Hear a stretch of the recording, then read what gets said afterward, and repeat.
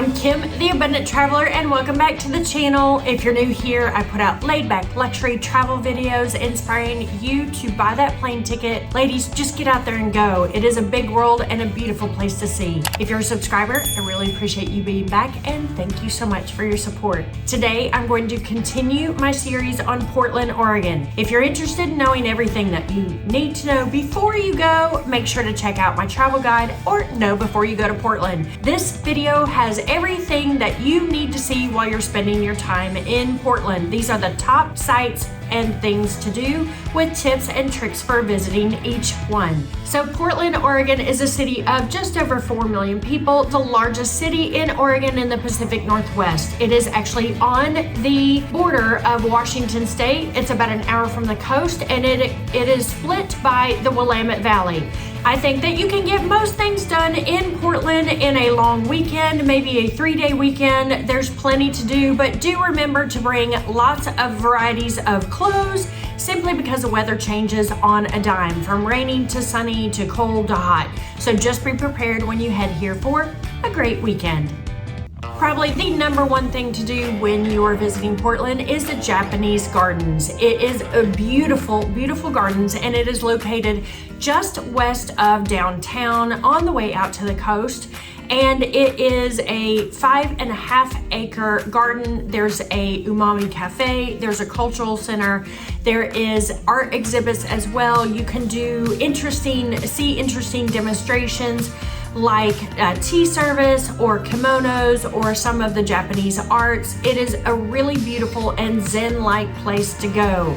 What is interesting is that when you get on this 5.5 acres, you actually go through the gate. It is $18.95 for adult entrance, and if you have a tripod, they're going to charge you an extra $10. The scenery is beautiful, plenty of photo ops, so if you have a tripod, it's worth spending the $10. Once you go through the entry, you are walking up a zigzag path to the top, and the Japanese garden is overlooking the city, and it is fresh, and there's plenty of waterfalls there. There's pagodas.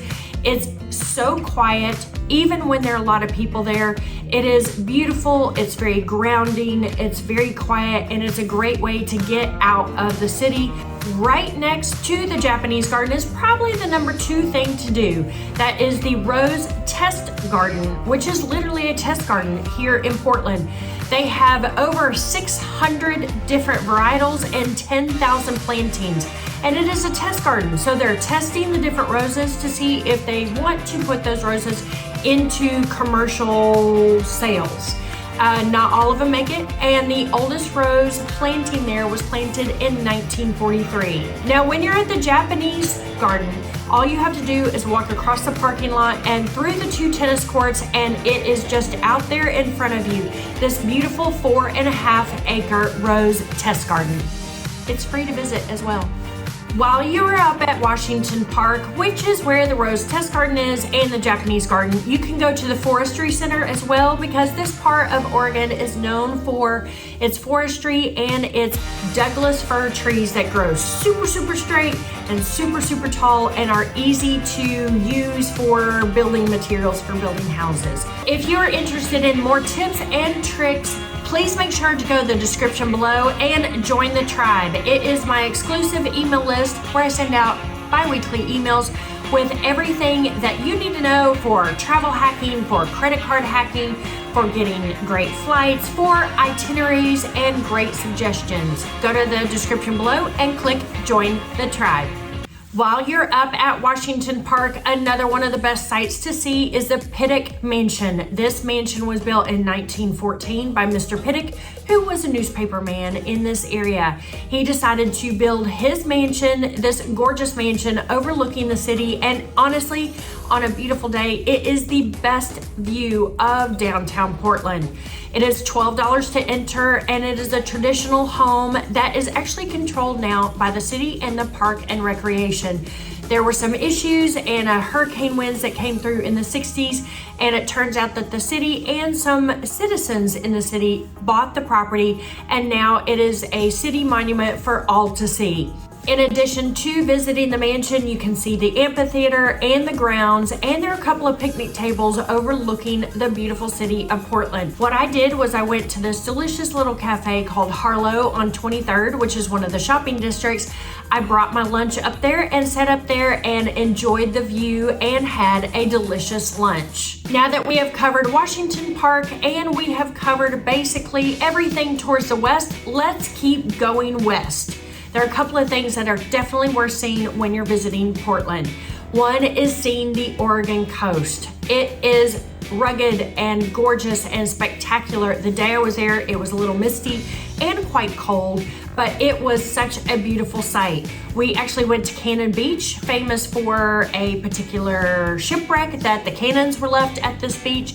It's a great little town with a great couple of restaurants, great seafood as always, oysters and fish. It was really, really good.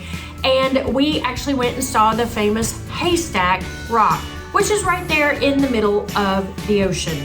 You can get quite close to Haystack Rock when tides are low, but you're not allowed to climb on it as it is a protected area for birds and sea life. It's such a beautiful place to visit though, and it's fun to go up and down the Oregon coast. There's plenty of hiking along the way. There are some coves and beautiful waterfalls along the way as well. There's also some great surfing beaches that I would recommend that you stop by.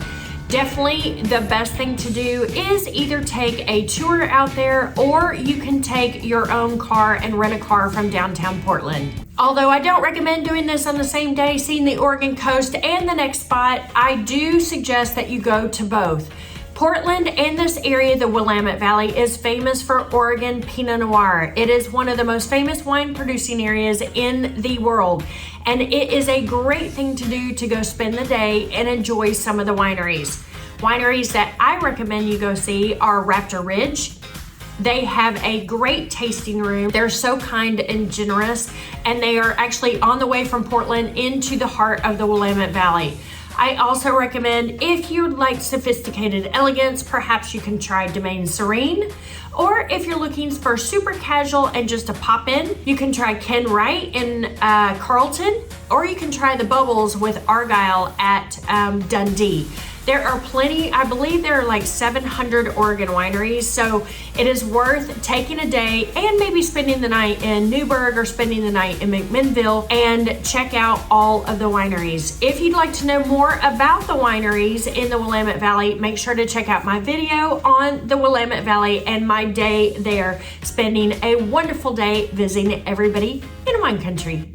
Now that we have seen the west side of Portland, Oregon, let's head to central Portland and to the east.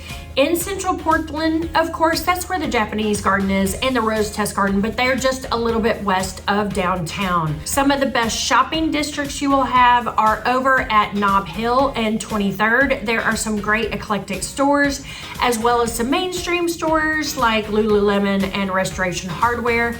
It's also one of my favorite restaurants that I got to try. Harlow is over there as well.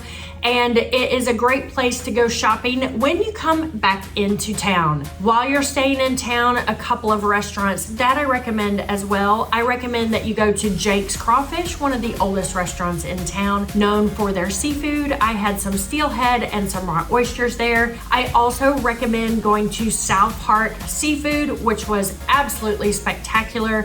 We had hamachi and oysters, and we also had a sable fish dish. It was ridiculously, ridiculously good. Also, another place that you have to try while you're in town is VooDoo Donuts. Quite famous VooDoo Donuts here in town.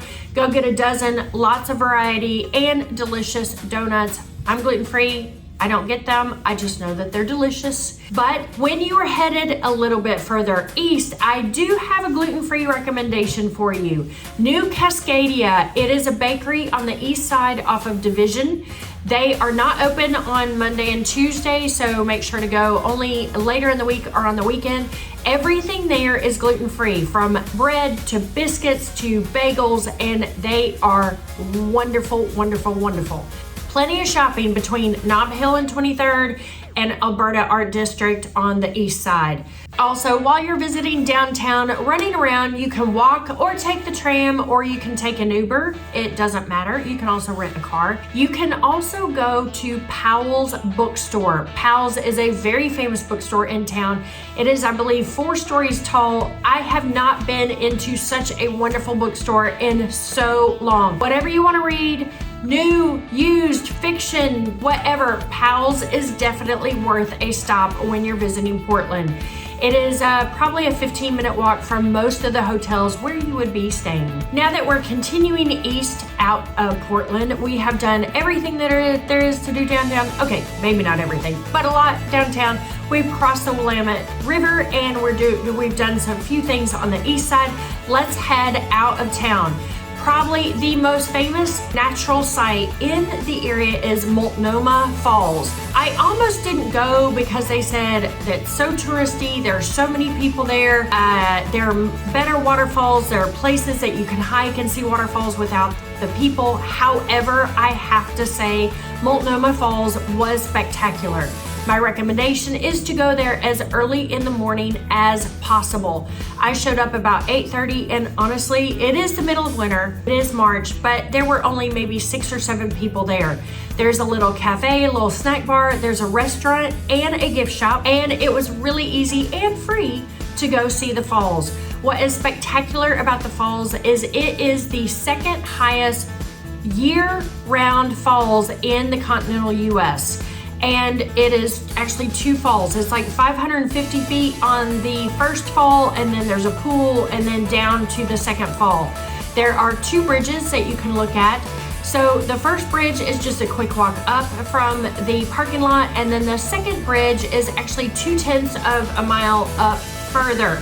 You can also go to the top, which is a mile up, and there is plenty of hiking to do there as well. My suggestion is make sure to hide your belongings while you're parked there, because I saw several busted windshield glass on the ground, which probably means that somebody left something important in their car and somebody busted the window. I do recommend as well that you bring sort of a rain slicker. It is very wet at Multnomah Falls, and it doesn't matter where you're standing, you're going to get wet even if it's not raining.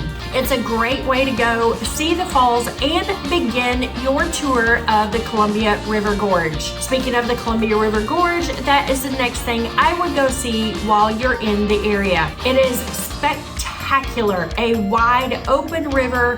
You can go down the Oregon side or the Washington State side, back and forth. Plenty of hiking, plenty of waterfalls, plenty of state parks as well. A little tip, someone told me that it is much prettier to go drive up and down the Washington State side than it is the Oregon side. I don't know, I drove the Oregon side, but good recommendations are good recommendations even if you didn't get the chance to do it. Now, just a couple of tips about when you're coming, what you're doing, what's going on. For example, the Japanese Rose Garden is closed on Tuesday, so don't try and go see it on Tuesday. Also, most of the shops like Powells Bookstore don't open until 10 o'clock. Walking around downtown Portland, there's not much to do before 10 a.m. Since I'm also on Central Time, 10 a.m. to me is actually noon. So I am ready to go and ready to have lunch, and there wasn't much open.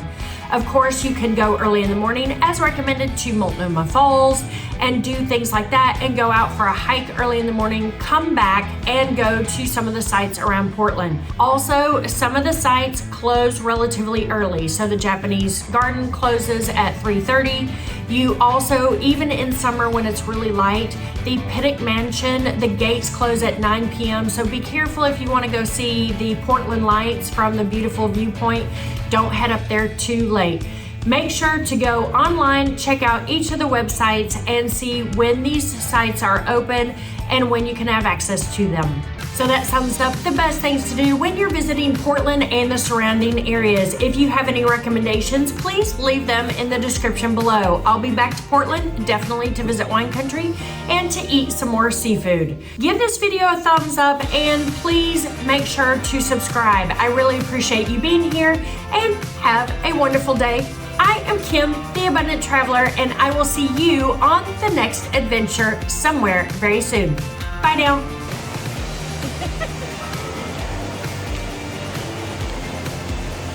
A little smaller than I expected.